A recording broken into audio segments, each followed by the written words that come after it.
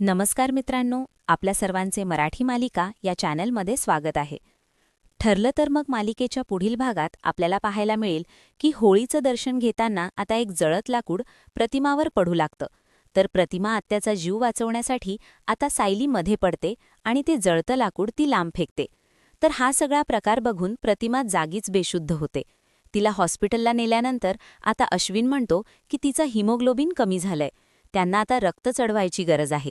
तेव्हा रमिराज म्हणतो की हो ना, तन्वी देईल ना तिला रक्त, कारण तन्वी आणि प्रतिमाचा ब्लड ग्रुप सेम आहे.